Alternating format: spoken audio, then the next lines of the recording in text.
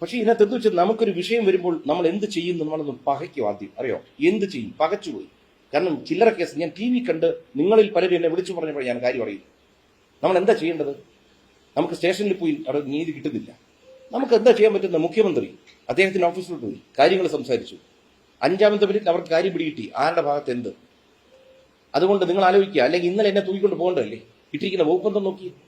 എന്തെങ്കിലും തെളിവ് നിങ്ങൾക്ക് ആർക്കെങ്കിലും ഇതിനകത്ത് കിട്ടിയിട്ടുണ്ടോ? എന്നെ പറ്റി പറഞ്ഞിരിക്കുന്ന ആരോപണത്തിന്റെ എന്തെങ്കിലും ഡിജിറ്റൽ എവിഡൻസ് നിങ്ങൾ പറയൂ. ഇപ്പൊ ഞാൻ നിങ്ങളുടെ മുമ്പിൽ നിങ്ങൾ പറയൂ, എന്തെങ്കിലും എവിഡൻസ് നിങ്ങൾക്കുണ്ടോ? പറയൂ. നിങ്ങളത് പറയണം. നിങ്ങളൊക്കെ കൊച്ചു കുട്ടികളാണ് ഇതിനകത്ത്. നിങ്ങളുടെ വരും തലമുറ നിങ്ങൾ വേറൊരു കൾച്ചർ ഉണ്ടാക്കണം. മീഡിയ കൾച്ചർ തന്നെ മാറ്റിയെടുക്കണം. കാരണം വെച്ച് കഴിഞ്ഞാൽ ഇത്തരം പച്ചക്കള്ളം പറയുന്നവരെ എക്സ്പോസ് ചെയ്യണം.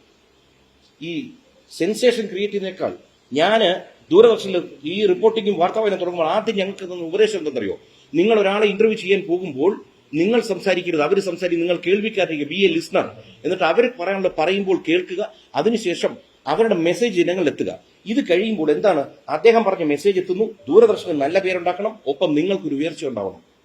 ആ ഉയർച്ച ആ പാഠങ്ങളിൽ പഠിച്ചു വന്ന ഒരാളാണ്. അതുകൊണ്ട് ഒരിക്കലും അനാവശ്യമായ ഒരു ആരോപണം ഉന്നയിക്കാൻ താല്പര്യമില്ല. ഇപ്പൊ പോലും ഈ കുട്ടികളുടെ പേര് പോലും ഞാൻ അടുത്ത് പറയാറില്ല.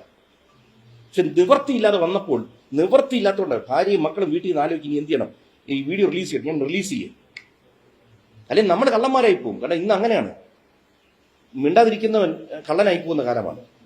നമ്മൾ പിന്നെ സ്വാഭാവികമായിട്ടും ഒരു ഉന്നത ഓഫീസിൽ പോകുമ്പോഴത്തേക്ക് അവരുടെ കാര്യം പറഞ്ഞ് മനസ്സിലാക്കി കഴിയുമ്പോൾ അവർ പറയുന്നു, നിങ്ങൾ ധൈര്യമായി പോവുക, നിങ്ങൾക്കെതിരെ ഒരു കടുത്ത നടപടി ഉണ്ടാകും, ഞങ്ങളത് അന്വേഷിക്കും, വിശദമായ അന്വേഷണത്തിന് ശേഷം മാത്രമേ നടപടി ഉണ്ടാവൂ എന്ന് പറയുമ്പോൾ അതൊരു വലിയ ആശ്വാസമാക്കാൻ മാത്രമല്ല. അപ്പോൾ ഇനി ഇതിനകത്ത് ഒരു ന്യായത്തിന്റെ ഭാഗത്തുനിന്നൊരു അന്വേഷണം നടത്തും. അത് അതിനോട് എന്നും ആ മുഖ്യമന്ത്രി ഓഫീസിനോട് കടപ്പെട്ടിരിക്കുന്നു.